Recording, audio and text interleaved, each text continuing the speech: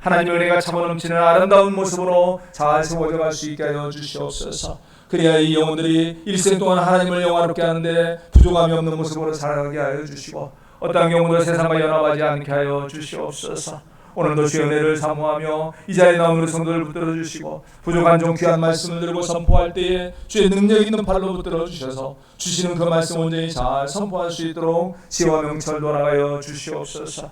예수 그리스도의 이름으로 기도합니다. 아멘. 오늘 귀한 주일 무더위 가운데서 주 앞에 나온 여러분들에게, 사모하는 여러분의 신년 가운데 주의 은혜가 갑절로 임하시기를 주의 이름으로 축원합니다. 자, 우리 성도들 인사하겠습니다. 참으로 은혜가 넘치는 시간 되시기 바랍니다. 우리 한번 인사하겠습니다. 모처럼 우리 성도님들, 오늘 이 자리가 참으로 여러분들에게 은혜가 넘치는 아름다운 시간들 되시기를 주의 이름으로 다시 한번 축원합니다. 자, 저는요 오늘 말씀을 시작하면서요 한 가지 꼭 당부하고 시작하고 싶은 게 있습니다. 그래서 바로요, 오늘날 우리는 생활에서 우리는 어떠한 경우에도요 기독교라는 종교를 가지고 종교 생활을 하지 마시고 온전한 예수님을 믿는, 참으로 예수님이 여러분을 위하여 죽으신 것을 분명히 확신하는 그 예수를 믿는 성도의 삶을 사시기를 주의 이름으로 다시 한번 당부하고 싶습니다. 꼭 그렇게 되시기를 다시 한번 주의 이름으로 당부합니다. 중요한 건데 제가 왜 이런 말을 하느냐, 왜 말씀 시작하면서 이런 말을 하느냐, 그것은요 오늘날 사람들의 모습들이 이러한 모습으로 많이 흘러가기 때문이에요. 그래서 교회는 다니지만 또 많은 사람들이 교회를 따라갑니다. 우리가 잘 알고 있어요. 특히 젊은 세대들이 많이 신앙을 따라갑니다. 그런데 따라가는 것도 문제지만은 문제는 교회 안에 들어와 있는데, 교회에 오고 또 신앙생활을 한다는 것이 신앙생활이 아니라 종교생활을 해요. 즉 다시 말해서 그냥 자기 마음에 힘들고 지친 그 마음이 잠시 위로받겠다, 마음의 수양을 하겠다, 이런 식의 생각으로 교회를 나오고 이런 식의 생각으로 신앙생활을 해요. 그러다 보니까 살아계신 예수님, 살아계신 하나님을 느끼지 못하고 그 하나님을 생각하면서 믿음으로 당당하게 살지를 못하더라는 거죠. 그냥 기독교라는 종교만 가지고 살아가는 경우가 많다라는 거예요. 자, 우리는 한번 생각해 봅니다. 이렇게 종교 생활하는 사람과 진짜 예수님을 믿는 사람의 차이가 뭘까요? 차이가 참 많습니다. 그런데 그 중에 하나는요, 예수님을 생각하면서 내가 예수를 믿는 것으로 당당하냐 아니냐에서 차이가 많이 나요. 다시 말해서 그냥 종교 생활하는 사람은 예수님과 나와 상관이 없습니다. 그냥 내가 필요에 따라서 오기 때문에 예수님 때문에 당당할 이유나 힘있게 갈 이유가 없어요. 그런데 진짜 예수를 믿는, 참 예수를 믿는 성도들의 삶은요 당당합니다. 왜냐하면요 나와 함께 하시는 예수님을 느끼기 때문이에요. 나를 책임져 주는 예수님을 생각하고 그 날마다 그 은혜를 누리면서 살아가다 보니까 당당해요. 즐거워요. 그 얼굴이 달라요. 그런 면에서 우리가 분명한 것은 이 우리의 삶이 항상 성도로서 그냥 이 더위에 많이 힘든 시간에 그냥 교회만 다니고 그냥 종교 생활하는 존재가 아니라 예수를 믿고 예수님으로 인하여 기뻐하고 행복하고 당당한 그런 삶을 살아야 합니다. 그래서 이런 것이 중요한 것이요, 우리가 이러한 모습을 보게 되는 것이 있습니다. 바로 오늘 본문의 말씀이에요. 오늘 본문에 보면은 우리가 지난주에 보았던 대로 베드로와 요한이 이제 그 나면서부터 걷지 못하던 사람을 치료하는 사건이 나오죠. 예수의 이름으로 치료를 합니다. 그런데 치료고 나서 이 베드로가 계속 강조하는 것이죠. 이것은 우리가 한 것이 아니다. 예수의 이름의 능력으로 인해서 이런 일이 일어난 것이다. 이렇게 말을 합니다. 그러니까 많은 사람들이 베드로를 따르고 이것을 놀라운 사건을 보고 이제 막 흥분하며 그 베드로를 붙잡죠. 그랬을 때에 예수의 이름이 선포되는 것을 싫어했던 대제사장이나 또한 그 당시 장로들이나 이런 지도자들이 일어나서 베드로와 요한을 붙들게 됩니다. 그러면서 어떻게든지 예수의 이름으로 선포하지 못하도록 막으려고 해요. 그런데 이렇게 막으려고 하는데, 이때 제가 지난주에 말씀드렸죠. 이렇게 막는 사람들이 누군가? 그 당시에 사내들인 공회, 그러니까 유대 사회에서 가장 힘 있는 권세자들, 이 70인이 모여있는 이 사내들인 공유의 회원이었고, 이 공유회에서 공식으로 이 권세를 가지고 이들을 누릅니다. 그러면서 금지를 해요.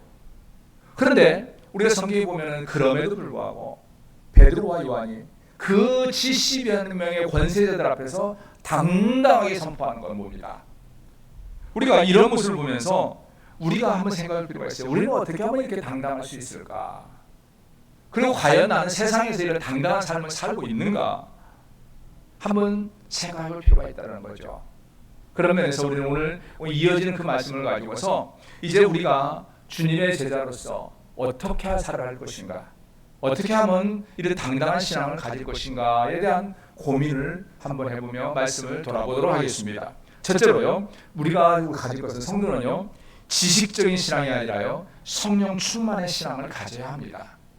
우리 성도님들, 여러분들이 예배를 하든지 신앙생활을 하든지 밖에서 성도로서 살아가든지요, 중요한 것은 성령 충만한 성도로서 그렇게 살아가야 해요. 그냥 지쳐서 힘들어서 교회 나오면 뭔가 조금 이익이 될까, 위로받을까, 뭔가 좀 이럴까, 이렇게 하지 마세요. 살아계신 예수님을 통해서 참으로 그 예수님을 기억하고 그 예수님으로 인해서 당당하고 행복하고 즐거운 이런 성도가 되어야만 해요. 오늘 본문에 보면요, 이제 그런 면에서 이제 보게 됩니다. 그래서 사내들인 공회 앞에 서 있는 이 베드로, 그리고 요한의 그 모습들을 봅니다. 먼저 우리가 잠시 볼 것이요, 13절입니다. 오늘 13절 말씀 같이 한번 보겠습니다. 같이 읽습니다. 시작. 그들이 베드로와 요한이 담대하게 말함을 보고 그들을 본래 학문 없는 범인으로 알았다가 이상히 여기며 또 전에 예수와 함께 있던 줄도 알고. 여기 보면 말합니다. 그들이 생각하는 베드로와 요한이 어떤 사람입니까? 본래 학문 없는 범인으로 알았다가, 그러니까 이 말은 학문 없다는 것이 뭐 글도 못 쓰는 이런 사람이라는 말이 아닙니다. 그냥 겨우 율법에 대해, 이들이 지금 이 사람들이 말하는 학문은 율법이에요.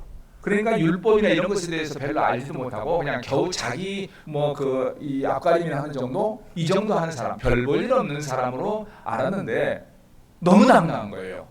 제가 지난번에 말씀드린 대로 이 사내들인 공회는 이 당시에 성경에 박식한 사람들, 사회적인 기준으로 엄청 똑똑한 사람들, 이 유대 사회에서 가장 뛰어난 70명의 지도자들이 모여있는 사람들이에요.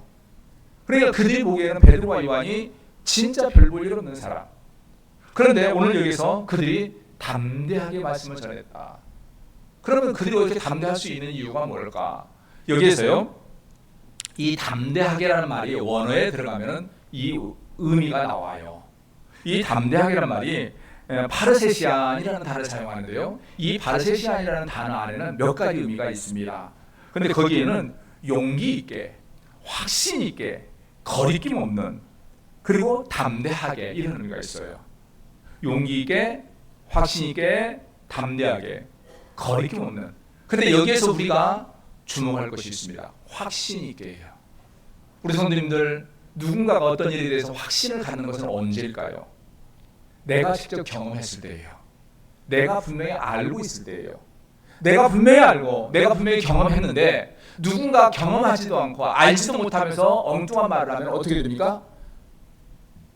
화를 내든지 아니면 당당하게 그건 아니다, 이건 이렇게 된 거야, 알지도 못하면서 왜 그러냐, 이렇게 말을 하게 되는 것이 담대함이고 파르세시안, 이거라는 거죠. 이것이 바로 오늘 이 베드로와 요한이 그 70명의 이 사람들 앞에서 당당할 수 있는 이유가 이거예요. 왜냐하면 베드로와 요한은 이미 예수님을 경험했습니다. 예수님의 부활을 경험했습니다. 그리고 성령의 충만함을 경험했고 모든, 그래서 예수의 이름으로 일어나는 능력을 경험했어요. 너무너무 당당하게 모든 걸 아는데 확신을 가지고 있더라는 거죠. 그런데 그것을 경험하지 못하고 알지 못한 이 사람들이 함부로 말할 때에 베드로와 요한은 그들 앞에서 기가 죽지 않았어요. 당당했다는 거죠. 사실 저는 이제 이 모습을 보면서 한번 좀 생각을 해봤습니다. 비슷한 예가 뭐가 있을까? 제가 그래서 우리 광주, 이 전라도 쪽에 예가 있습니다. 요즘에는 그도 많이 약해졌지만은 요즘에는 광주, 우리가 그 당시에 이제 민주화 운동이라고 하잖아요. 근데 불과 얼마 전까지 광주 사태라고 했단 말이에요. 그 당시에 저 같은 경우도 광주에서 학교를 다니고 있었고 그 고등학교 때 그걸 직접 몸으로 겪었던 그런 모습들이 있습니다.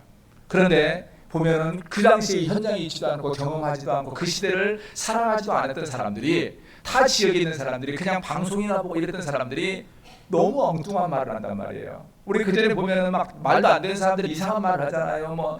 어디 누가 이상한 짓을 했느니, 사람들이 무식해가지고 그러느니, 원래 전라도 사람들이 사나워서 그러느니, 막 이렇게 말을 해요.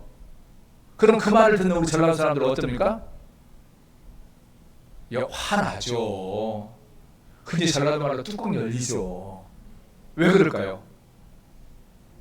경험도 안 해봤으면서 당신들이 그 입장이었으면 당신들이 그렇게 말하겠느냐. 우리는 그걸 경험했다. 그때가 그 시대가 얼마나 힘들었든지, 얼마나 무서웠는지.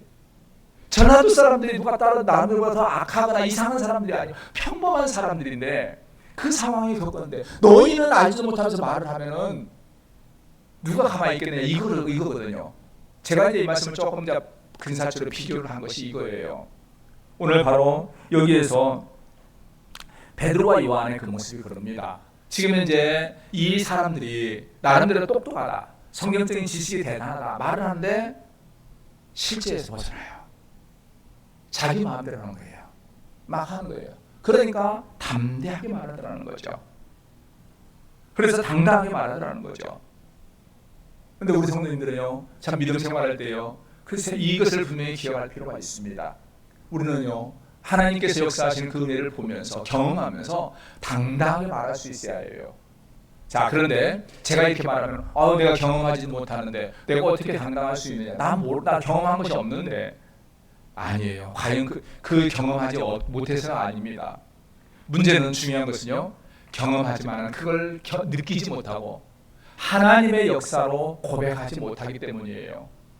오늘 여기서 본문에 보면요, 여기서 나름대로의 학문이 있고 똑똑하다는 사람들의 모습을 봅니다.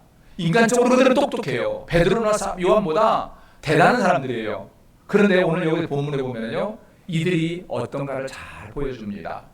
여기서 먼저 나옵니다. 여기서 그들이 말합니다. 예수와 함께 그들이 말합니다. 그들은 본래 학문 없는 범인을 알다가 이상히 여기며, 그 다음에 말합니다. 또 전에 예수와 함께 있던 줄도 알고. 자, 그 다음 말합니다. 우리 14절을 읽을까요? 14절 같이 읽습니다.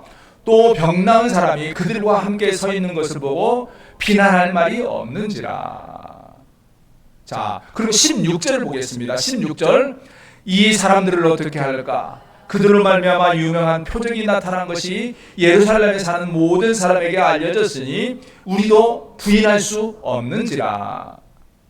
자, 그리고 말해서 여기서 21절입니다. 21절 같이 있습니다. 관리들이 백성들 때문에 그들을 어떻게 처벌할지 방법을 찾지 못하고 다시 위협하여 놓아주었으니 이는 모든 사람이 그 된 일을 보고 하나님께 영광을 돌립니다. 여기 보면요, 사람이요, 지식적인 것과 삶으로 느끼는 것의 차이가 얼마나 큰가 알 수 있습니다. 인간적인 지식이 똑똑하다고 해서 성경 잘 이해하는 거 아닙니다. 많이 배웠다고 해서 살아계신 하나님 느끼는 거 아니에요. 오늘 여기서 본문을 봐합니다. 이들은요, 이들의 눈앞에 자기들이 분명히 얼마 전까지 성전에 드나들 때에 성전 문 앞에서 태생적으로 걷지 못하고 앉아서 걷지 못하는, 걸을 수 없는 장애를 가지고 앉아서 사람들이 주는 몇 푼의 돈에 대해서만 관심 가지고 살아가던 이 사람이 어느 순간에 치료돼서 당당하게 서서 자기들 앞에 서서 힘있게 서 있는 모습을 눈으로 보고 있어요. 그리고 그것이 이 베드로를 통해서 이 치료가 된 것도 압니다. 그런데 문제는 그들은 이걸 통해서 하나님을 보지 못해요. 하나님이 하셨다는 걸 보지 못하는 거예요. 이들은 오직 관심이 이 사람이 치료되고 이것 때문에 자기들이 죽인 예수의 이름이 전파되는데, 이거 전파되면 큰일 났다, 이 예수의 이름을 막아야 하는데 큰일 났다, 이 생각만 하지, 우리가 죽인 예수가 그렇게 능력이 있는구나, 그가 참 하나님이었구나.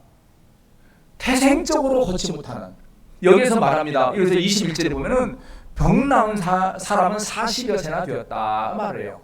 이 말이 뭐냐면요, 태어나면서도 40여 년 동안 한 번도 걷지 못했다는 거죠. 성경에서요, 태생적으로 이렇게 되었다라고 말을 하는 이유가 있습니다.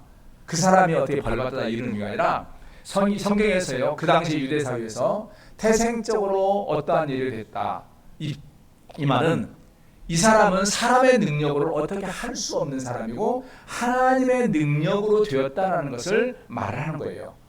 그러니까 이 사람은 40여 년 동안 한 번도 걸어보지 못하고 사람의 능력으로 어떻게 할 수가 없는 사람이었는데 하나님의 능력과 예수의 이름으로 이 사람이 치료돼서 자기들 앞에 서 있고 이러한 것을 보고 여기서 보면 말합니다. 여기서 21절에 보면은 이는 모든 사람이 그 된 일을 보고, 그러니까 여기서 모든 사람들은 수많은 이걸 보았던 군중들이에요.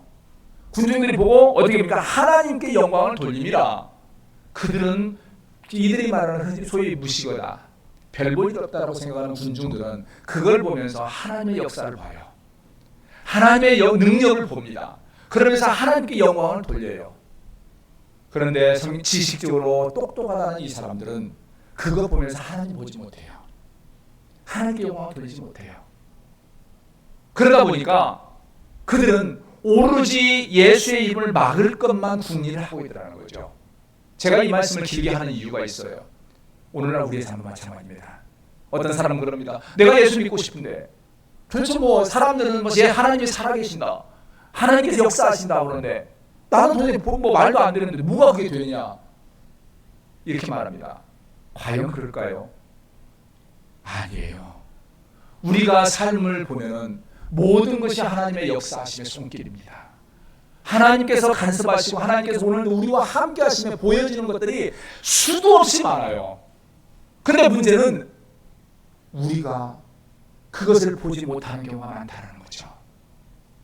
내 눈에 보여지는데도 하나님께서 역사하신 것이 내 눈앞에 서 있는데 다른 것만 봐요. 똑똑하다고 말은 잘하는데 입은 똑똑한데 봐야 할 걸 보지 못해요. 그러다 보니까 나는 도저히 하나님이 살아계시는 걸 모르겠다. 그 말은 나는 눈뜬 장님입니다 하는 것과 똑같습니다.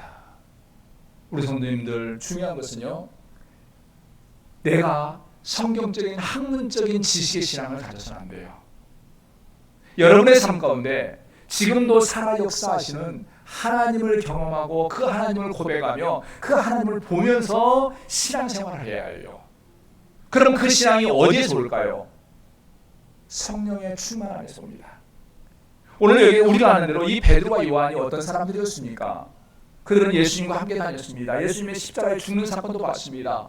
부활의 예수님을 또한 부활의 예수님에 대한 소식을 들었던 사람들이에요. 그런데 그때까지만 해도 그들은 두려워 떱니다. 도망갑니다. 행여 자기들을 잡을까봐, 자기가 잡혀갈까 봐서 골방에 들어가서 문을 닫고 숨어서 덜덜덜 떨던 사람들이에요. 그런데 어느 순간에 그가 성령 충만함을 받고 나니까 자기들 안에 역사하시는 예수님을 느끼고 예수님께서 하셨던 모든 말씀들을 느끼고 부활하신 예수님을 경험하고, 그러다 보니까 더 이상 죽음이 두렵지 않고 더 이상 자기들의 학문으로 똑똑하다는 사람들이 두렵지 않은 거예요. 그 사람들 앞에서 막 그 사람들의 말도 안 되는, 잘났다고 말도 안 되는 말하는 것이 그것에 말문이 막히지 않는 거예요. 왜냐하면 성령 충만하고 보니까 나와 함께 하시는 예수님이 보이거든요. 예수님의 손길이 나의 삶 가운데 역사하시는 것이 느껴지더라는 거죠. 그러다 보니까 당당해져요. 오늘날 우리 성도님들 이거 꼭 기억하시기 바랍니다. 혹시 여러분들의 삶에서요, 나는 도저히 안 느껴진다, 그럴 때는요, 여러분의 입술로 나는 몰라, 안 믿어져, 말도 안 되라고 말씀하지 마시고요, 하나님 앞에서 하나님, 나에게 성령 충만함을 더해 주시고 주의 손길을 내가 알고 느낄 수 있는 은혜를 더하여 주시라고 이거 기도하시기 바랍니다. 왜냐하면요, 하나님께서는 지금도 여러분과 함께 하시고 여러분의 삶 가운데 놀라운 은혜를 부어주세요. 이건 역사하고 계십니다. 이건 천하의 어떤 것도 부인할 수 없습니다. 그럼 가장 큰 증거가 뭘까요? 가장 큰 증거, 여러분이 이 자리에 계신 거예요. 여러분이 지금 살아서 숨쉬고 이 자리에 있다는 거예요. 제가 지난주에요, 오늘 이 자리에 일이 있어서 오늘 참석하지 못한 우리 대목사님이 제가 지난 수요일 날 오니까 저한테 그래요. 목사님, 저 뒤에 있는 사진 다 떼버리시다 그래요. 왜요? 그러니까 돌아가신 분들 사진이 돌아가신 분들이 너무 많아요. 마음이 안 좋아요. 사실 그래요. 그분들을 가끔 보면 이분도 계셨고 이분도 계셨고 이분도 계셨고 이분도 돌아가셨어요. 그분들이 왜 먼저 갔을까요? 그분들이 여러분보다 못나서일까요? 하나님께서 그분들을 부르시고 하나님께서 여러분들에게 아직 할 일이 남아있기 때문이에요. 이게 중요한 사실입니다. 우리의 삶의 순간순간 하루하루가 하나님의 은혜예요. 그런데 그것이 당연한 걸 알아요. 내 능력인 줄 알아요. 그런데 아닙니다. 하나님의 은혜예요. 하나님께서 나의 삶 가운데 날마다 인도하시고 피할 길 주시고 행할 길 주시고 강건함을 주시고 어느 한순간에 하나님께서 거두시면 아무것도 없는 거 우리의 인생인데 그럼에도 불구하고 우리는 날마다 살아갑니다. 따라서 중요한 것은 우리는 성경적인 지식만 가지고서 지식의 신앙생활이 아니라 살아계신 예수님을 날마다 누리며 느끼며 살아가며 항상 그 주님을 향하여 감사하고 찬송하는 그 믿음의 삶을 살아가야 하고 그렇게 될 때 우리는 당당한 신앙을 살아갑니다. 꼭 그러한 신앙을 가지시기를 주의 이름으로 축원합니다. 오늘 두 번째로요, 우리가 보면서 말합니다. 성도는요, 삶으로 진리 되신 예수님을 증거해야 해요. 여러분들이 이러한 예수님을 느낀다면요, 중요한 것은 여러분의 삶을 통해서, 여러분의 모습을 통해서 예수님이 증거되어야 한다는 거예요. 오늘 본문 14절에 보면요, 그렇게 말합니다. 또 우리 14절 같이 한번 읽겠습니다. 시작.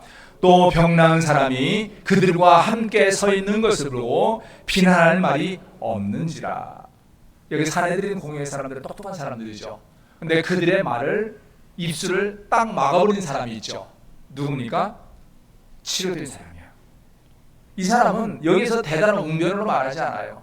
그냥 원래 태어나면서부터 걷지 못했던 그 장애를 가졌던 사람이 주님의 예수의 이름으로 치료된 이후에 치료된 자신의 모습을 통해서 그들에게 드러내는 것만으로 사내들인 공의원들은 이 사람을 보면서 입이 막힌 거예요. 자, 우리가 여기에서 그러면 나는 뭐 병이 치료된 게 아닌데 어떻게 막느냐? 아닙니다. 여러분들의 삶을 통해서, 여러분의 언어를 통해서 드러나지 않아요. 그래서 사람들이 이것은 뭐 어떻고 저것은 뭐 어떻고 학문적으로 뭐 지식적으로 상식적으로 법적으로 쪽으로 할 때 여러분의 삶을 통해요, 여러분의 생활을 통해, 여러분의 입술을 통해서 그들에게 증거가 되어져야 해요. 예수님이 드러나지 않아요. 살아계신 하나님의 손길이 여러분을 통해서 드러나야 한다는 거죠. 오늘 여기서 보면은 바로 아까 조금 전에 보니까 22절에 이 표적으로 병나은 사람이 40여세나 되었다. 40여 년간 한 번도 걷지 못하고 그것을 사람들이 다 봤다는 거죠. 근데 어느 순간에 그가 나와서 하나님 앞에 이 사람들 사내들인 공회원 앞에 서 있는 그 모습을 통해서 사람들이 그의 삶을 통해서 그가 하나님의 놀라운 은혜를 전하고 예수의 이름의 능력을 전하더라는 거예요. 이 모습은 우리 성도들도 마찬가지입니다. 우리는 누구나 태생적으로 죄인으로 태어납니다. 죽어야 하는 존재예요. 그러다 보니까 사람의 존재가 원래 갖는 것이 죄의 특성을 가지고 있어요. 악한 길로 쫓아갑니다. 인간의 욕심과 거짓됨으로 쫓아가는 특성을 가지고 있는 것이 사람의 특징이에요. 그런데 이랬던 그가 어느 날 예수님을 만나고 신앙생활을 하면서 또한 그 믿음으로 상담하다 보면은 더 이상 그 죄를 쫓아가는 존재가 아니라 예수님을 따라가는 존재로 변해지더라는 거죠. 제가 이런 것 때문에 서두에 제가 그런 말씀 드렸죠. 우리는 기독교라는 종교를 가진 존재가 아니라 예수를 믿는 존재가 되어야 한다. 종교를 가지면요 삶이 변화가 없습니다. 그냥 내 마음에 위로나 찾으려고 그러지 변화는 없어요. 그런데 참으로 예수님을 만나고 삶 가운데 역사하시는 예수님을 경험하게 되면요 변합니다. 뭐가 보네요? 보는 눈이 달라집니다. 생각하는 것이 달라져요. 말하는 말이 달라져요.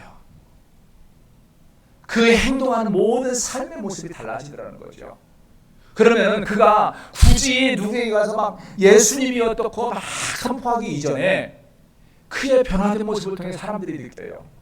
아, 하나님께서 살아계시긴 하나보다. 이걸 느끼더라는 거죠. 근데 오늘날 많은 사람들이 교회는 다닙니다. 종교 생활을 해요. 그러다 보니까 교회에서는 성도 같은데 세상에 나가니까 성도가 아니에요. 거짓말할 때는 보다 더 거짓말 잘해요. 작은 이익 때문에 분노해서 이성을 잃어서 어떻게 할지를 몰라요. 내가 뭔가 손해나면 아무것도 안 해요. 그러다 보니까 안 믿는 사람들이 보기에는 교회 다니는 사람이나 안 다니는 사람이랑 뭐가 차이냐, 이렇게 말한다는 거죠. 어디가 증거가 있냐? 증거 다른 데 있잖아요. 멀리서 증거 그들에게 보여줄 것이 아니라 여러분과 제가 변화된 삶의 모습을 통해서 예수님이 드러나줘야 한다는 거예요. 그래서 우리의 입술을 통해서 한때는 분노하고 한때는 거짓을 쫓던 입술이 감사로 변해지고 찬송으로 변해지고 겸손으로 변해지는 모습이 되어져야 한다는 거죠. 오늘 여기서 바로 이 사람이 그 사람이에요. 한때는 그 구걸하는 자리에 앉아서 사람들이 자기에게 던져주는 동전에만, 호주머니에서 나오는 돈만 관심을 가졌던 사람이 예수님을 만나고 예수님을 치료된 이후에 그의 관심은 더 이상 사람들의 도중에서 나오는 돈이 아니라 하나님에 대한 찬양, 예수님에 대한 관심으로 변해졌다는 거죠. 사람들의 구걸의 대상으로 바라보던 사내들인 공의원이 자기가 증거해야 할, 예수님을 나타내야 할 대상으로 변해지더라는 거죠. 우리는 이러한 삶을 통해서 주님이 증거되어야 하고 또한 이러한 모습이 있어져야 합니다. 그러기 위해서는 우리가 분명히 가질 것이 있습니다. 마지막으로 성도는요, 하나님 앞에서 누구의 말을 들을 것인가가 분명해져야 해요.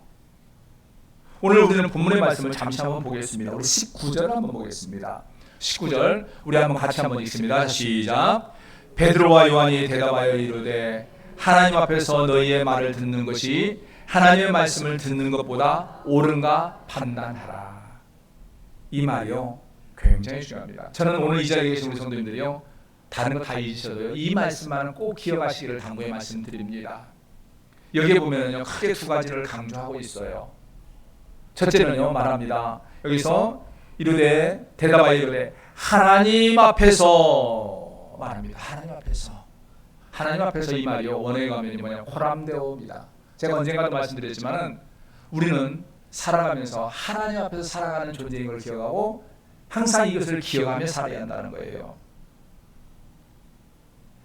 그러니까 이 호람데오, 하나님 앞에서라는 말은 원래 원어에 들어가 뭐냐면 하나님 눈앞에서, 하나님 면전에서, 하나님이 보시는 자리에서라는 의미가 돼요. 즉 다시 말해서 우리 성도들은요 항상 삶에서, 여러분들은 항상 삶에서요 하나님 앞에서 살아가는 존재인 것을 명심하고 살아야 한다는 거죠. 이게 왜 중요할까요? 세상뿐 아니라 여러분의 예배 생활도 그렇습니다. 우리가 예배 드릴 때에 여러분들이 하나님 앞에서 해야 한다는 거예요. 전에요 제가 이제 어느 분이 이 말하는 것을 본 적이 있는데요. 그분이 청와대에 그 대통령이 초청을 해가지고 그 만찬을 죠. 식사 대접하는데 수백 명을 대접한다는 자리에 참석하고 온 사람이 하는 말을 들은 적이 있어요. 근데요 그 사람이 가니까 우리 생각에는 식사 대접하면 가서 오세요 이제 다 밥 금방 나오니까 앉으시고 자 대통령 오십니다 박수 한번 치세요 이러고 끝날 것 같잖아요. 그건 화면에 나오는 거고 그 전에 그 사람이 몸부터 위험한 수색을 다 하고 예행 연습을 무지하게 많이 한답니다. 그 사람 하는 말로 예행 연습보다 굶어 죽을 줄 알대요. 대통령 올 때 일어나야 하고 대통령 앞에서 어떻게 해야 하고 너무 힘들어하는 거예요.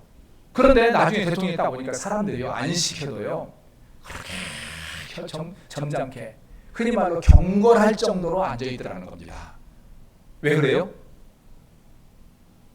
대통령 앞이니까 너무 간단한 거잖아요. 자 제가 묻습니다. 여러분들 만약 이 자리에 이 서신구 목사가 아니라 대통령이 서 있으면 여러분 그렇게 앉았겠습니까? 예? 그렇게 할까요? 내가 이럴까요? 아마 그러면 금방 비서가 데리고 나갈 거예요. 그런데 대통령은 사람입니다. 여러분과 저같이 죄인이에요. 예수님 아니면 죽어야 할 존재예요. 그런데 이 사람을 창조한 천지만물의 주인이신 하나님 앞에서 우리는 예배를 드리는 존재예요. 오늘 이 자리는 사람이 아니라 하나님을 향한 예배하는 자리예요. 하나님의 임재가 있는 자리예요. 그러면 우리의 예배가 어떻게 해야 하는 거죠? 경건해야 해요. 두려워 떨어야 해요. 더 힘써야 해요. 제가 그래서 우리 성도님들이 항상 말씀드리죠. 예배 드릴 때 좀 더 집중하십시오. 예배 드리는 자세가, 복장이 좀 더 아름다우십시오. 제가 왜 그래요? 여러분 귀찮게 하려고요? 아니에요. 하나님 천지 만물의 주인, 우리의 모든 걸 주관하시는 그 하나님, 그 하나님 앞에서 예배 드리는 거기 때문이에요. 그런데 이것이 예배만 아니에요. 우리는 하나님 앞에서 살아가는 존재라는 거죠. 하나님 앞에 서 있는 존재, 하나님 눈앞에 있는 존재예요.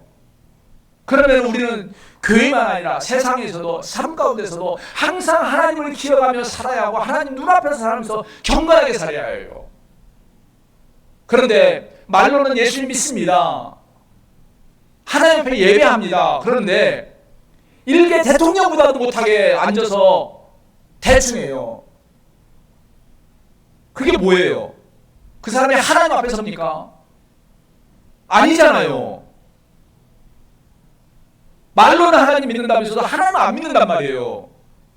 우리가 중요한 것은 하나님 앞에서 살아야 해요. 그리고 동시에 여기서 말합니다. 하나님 앞에서 너희의 말을 듣는 것이 하나님 말씀을 듣는 것보다 옳은가 판단하라. 여기서 이 말을 판단하라, 이 말은 진짜 판단해보라는 말이 아니잖아요. 너희가 성경적으로 상식이 있다면 하나님 말을 듣는 것이 당연히 옳다. 근데 뭘 물어보냐, 이 말이라는 거죠. 우리가 삶에서 이거 기억해야 합니다. 성도는 하나님 말을 듣는 것이 우선하고 당연한 것을 기억해야 해요. 성도가 하나님 말을 우선해야 해요. 그런데 우리 생활에서 보면 갈수록 하나님 말이 아니라 사람의 말에만 귀를 기울여요. 교회에서도 하나님께서 우리에게 뭐라고 말씀하셨는가에 귀를 기울이는 게 아니라 내 옆에 있는 사람들이 뭐라고 말 한마디만 딱 던지면 거기에 휩쓸려요. 그래서 뭔가 이렇게 해서 우리가 항상 고민할 때에, 제가 우선 항상 말씀드리는 것이 있잖아요. 우리 교회가 뭔가를 결정할 때에 항상 고민할 것은 과연 우리 교회가 하나님이 이게 기뻐하시는 모습인가, 하나님이 명령하는 모습인가, 이거 생각하면서 그것을 보고 교회가 나아가는 일을 결정해야 하고 성도들은 그걸 고민을 해야 해요. 그런데 가끔 보면은 그럴 말이에요. 목사님, 사람들이요 이거 이렇게 한대요. 사람들이 이게 이렇게 좋대요. 사람들이 좋다고 게 중요한 게 아니에요. 교회는, 성도는 하나님이 보시기에 옳은 것을 찾아야 해요. 즉 다시 말해서 사람들이 말하는 것인가, 하나님이 말씀하는 것이 옳은가, 그것에 대한 분명한 믿음의 관점을 가져야 한다는 거죠. 사실 이런 것 때문에 제가 언젠가 보았던 자료 중에 어느 신학자가 했던 말이 있습니다. 현대교회의 가장 큰 문제는 성도들이 갈수록 하나님의 음성보다 사람의 음성을 더 크게 듣는 것이 문제다, 이런 말을 한 것이 있어요. 맞아요. 어느 날 어때부턴가 교회들이, 성도들이요 하나님의 말씀에 대해서는 우습게 합니다. 목사가 강단에서 아무리 이게 하나님 말씀입니다, 하나님께서 우리에게 명령합니다, 그럼에도요 듣지 않아요. 원래 목사가 하는 말이고 그냥 한쪽 귀 듣고 한쪽으로 흘러넘겨요. 그런데 내 옆에 있는 사람이 아무 생각 없이 흘러들어가는 것처럼 한마디 툭 던지고 나면요 일주일간 마음에 담고 고민해요. 저 사람이 왜 그 말을 했을까? 내가 그렇게 사람일까? 고민하고. 그러고 나서 나중에 와가지고 목사님, 그 사람이 그 말을 했는데 왜 그럴까요? 내가 뭐 잘못했을까요? 그분이 뭐 시험 들었을까요? 하나님 말씀에 대해서는 근심하지 않으면서 왜 사람의 말에 근심을 해요? 하나님 말씀에 대해서는 별로 크게 듣지 않으면서 사람의 말에 대해서는 왜 크게 들어요? 우리 성도는요 사람의 말보다 하나님의 말씀을 크게 들어야 해요. 교회는 하나님 말씀의 중심으로 세워져 가야 해요. 그래서 우리가 교회가 뭔 일을 결정하려고 할 때에 교회의 중직부터 여기 있는 목사부터 항상 고민할 것은 하나님이 우리 교회에게 지금 명령하는 것이 무엇일까? 이것을 고민하고 그걸 생각해야 하고 그것이 더 하나님이 기뻐하는 것이라고 생각하면 설령 내 생각이 좀 다르더라도 그 말에 순종해야 해요. 여러분의 삶에서도 여러분의 사람들이 뭐라고 하기 전에 고민하세요. 하나님은 나에게 뭐라고 하실까? 성도는 하나님의 말씀을 더 크게 들어야 합니다. 그럴 때에 하나님께서는 더 놀라운 은혜를 부어주세요. 소망하는 것은 우리 성도님들 여러분의 삶에서 항상 하나님의 말씀을 크게 드시고 그랬을 때에 우리는 당당하게 살아갑니다. 오늘 여기서 말하는 이 베드로와 요한도 마찬가지예요. 이들이 이 공회원들이 여기서 보면은요 말합니다. 위협하여 놓아주었다 그래요. 그러니까 이거 위협하여 놓아주니까 끝났구나 라고 생각할 수 있는데 그게 아닙니다. 이 공회원들이 예수님도 죽인 사람들이에요. 즉 다시 말해서 너희 내 말 안 들으면 너 죽일 거야 이 말이에요. 공포심을 주는 말이에요. 그런데 이들은 이 사람들의 말을 듣는 것이 아니라 하나님께서 원하시는 예수의 이름으로 선포하는 것이 옳은 걸 알고 이들은 변함없이 그 삶을 살아갑니다. 그 결과 이러한 믿음 안에서 초대교회가 세워진 것을 우리가 기억해야 합니다. 여러분들의 심령이 참으로 영적인 교회가 되고 우리 예사랑교회가 참으로 하나님이 기뻐하는 교회가 세워지기 위해서는 하나입니다. 사람의 말보다 하나님의 말씀 앞에 세워져야 해요. 사람 앞에가 아니라 하나님 앞에 세워지는 성도의 신앙이 되어져야 합니다.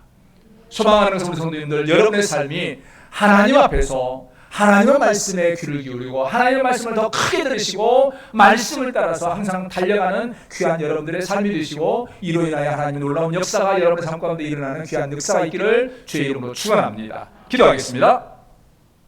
은혜가 많으신 여호와 하나님 아버지 그 신뢰를 진실로 감사합니다. 연약하고 부족한 저희들을 오늘까지 사랑하여 주시고 때에 따라 우리에게 놀라운 복을 더하여 주셔서 오늘 시간도 주 앞에 나왔습니다. 하나님 아버지 원하고 나온 우리 성도들 모든 삶 가운데 언제나 하나님 앞에서 행하는 귀한 믿음으로 살게 하시고 하나님의 음성을 크게 듣는 귀한 삶을 살게 하시고 그래야 우리 성도들의 삶을 통하여 살아계신 예수 그리스도가 증거되는 놀라운 역사가 있게 하여 주시옵소서. 예수 그리스도의 이름으로 기도합니다. 아멘. 찬송 214장 부르면서 하나님께 예물 드리겠습니다.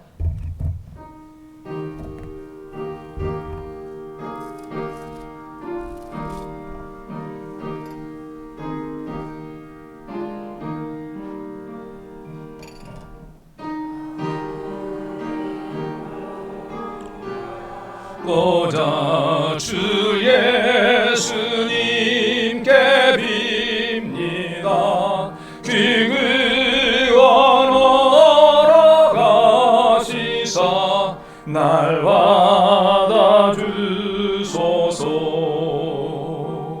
내 모습 이대로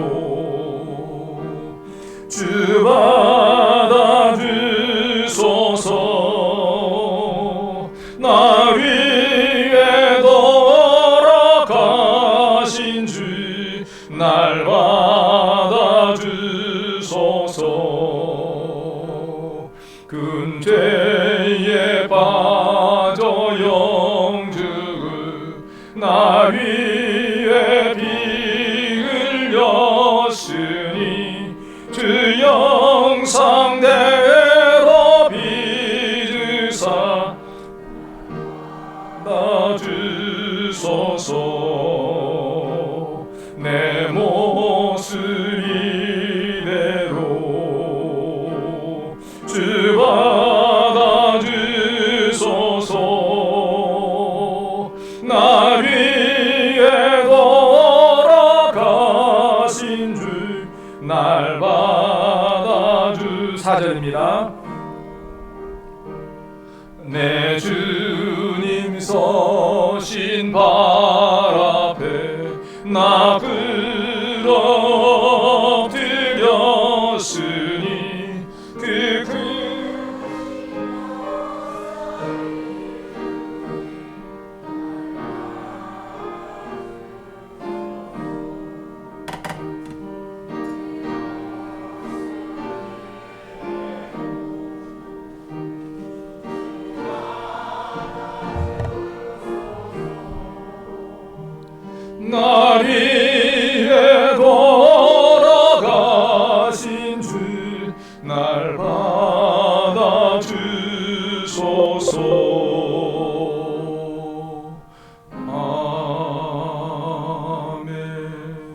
하나님 앞에 드린 예물을 위하여 기도하겠습니다.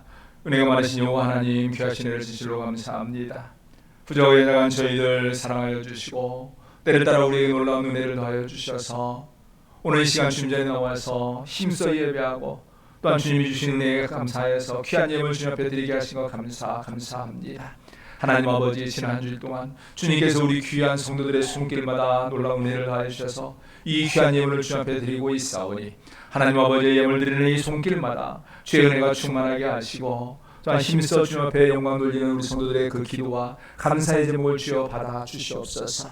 또한 이 예물을 드리며 여러 가지 기도의 제목을 드릴 때에 먼저 주님 앞에 감사하는 그 기도의 제목은 갑절의 은혜가 있게 해주시고 염려하며 근심하며 기도와 소원하는 것들은 속히 해결되어지는 놀라운 역사가 있도록 주님께서 은혜의 은혜를 더하여 주시옵소서. 하나님 아버지, 간과 없는 것은 오늘 이 시간 주님 앞에 나와서 주님 앞에 예물을 드리기를 원하지만 여러 형편으로 하여 드리지 못하는 손길은 주님께서 책임져 주시고 그런 말미암아 낙심하거나 힘들어하지 않도록 드릴 수 있는 여건과 능도 허락하여 주시옵소서. 또한 간과 없는 것은 오늘 예배를 위하여 이름 없이 빛 없이 수고한 많은 손길들을 기억하여 주시고 그분들의 수고와 헌신 가운데 하나님의 은혜와 사랑이 충만하게 하여 주시고 참으로 그 수고를 통하여서 이 교회가 더 아름답게 세워져 갈 수 있도록 은총을 다하여 주시옵소서. 오늘도 이 귀한 것 주님 앞에 드렸사오니 이 예물이 쓰여지는 곳에 주의 나라가 확장되기를 원하옵고 예수 그리스도의 이름 받들어 기도합니다. 아멘. 이제는 우리 주 예수 그리스도의 은혜와 아버지 하나님의 크신 사랑과 성령님의 감동, 감화, 교통하심의 그 은혜가 오늘 이 자리에 나와서 힘써 예배를 드리는 우리 모든 예사랑교회 성도들 머리머리 위에와 그 가정과 사업터 위에 또한 오늘도 주의 이름으로 제단을 쌓는 전국에 있는 모든 교회와 세계 선교회 현장 위에 이제로부터 영원토록 함께 있을지어다. 아멘.